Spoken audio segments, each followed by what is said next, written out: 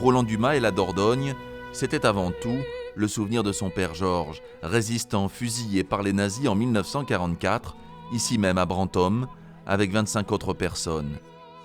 Chaque année, son fils est venu ici se recueillir.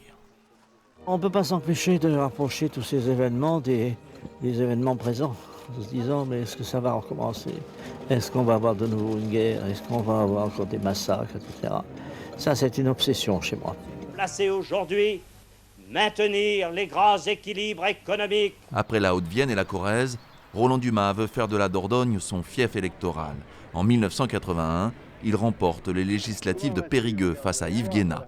Nommé ministre des Affaires étrangères, sans complexe, il siège au conseil municipal de Saint-Laurent-sur-Manoir, son petit pied-à-terre politique.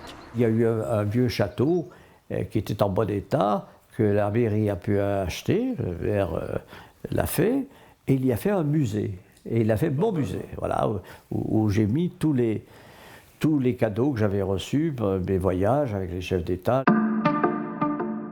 Faute d'affluence, le musée Dumas fermera en 2015.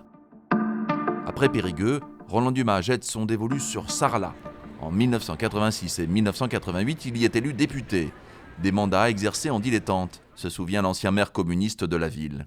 Il n'a pas pris les problèmes qui préoccupaient les gens à bras le corps et il s'en est pas fait le porte-parole d'une manière conséquente. En 1993, Roland Dumas est battu par Jean-Jacques de Peretti. Mais c'est avec l'ancienne épouse de ce dernier que sa statue va vaciller. En 1997, c'est l'affaire Elf et la périgourdine Christine de Viégeoncourt qui brûle devant les feux de l'actualité. Rencontre avec Roland Dumas, c'est vrai que ça a été une belle rencontre. C'est un homme assez brillant, très brillant, mais qui a les deux doubles faces. Il y a les deux chez lui, le noir et le blanc. Le blanc, je préfère penser à celui-là, oublier l'autre. Plus rien dès lors ne rattache Roland Dumas à la Dordogne. Seul le souvenir de ce père disparu, ce pèlerinage annuel au vallon des Fontaines Noires, moyen d'exorciser la douleur d'une vie que l'ami de François Mitterrand a pourtant dévorée à pleines dents. Je vais vous dire un mot de lui qui était touchant. C'est pas de mourir dont j'ai peur, c'est de ne plus vivre.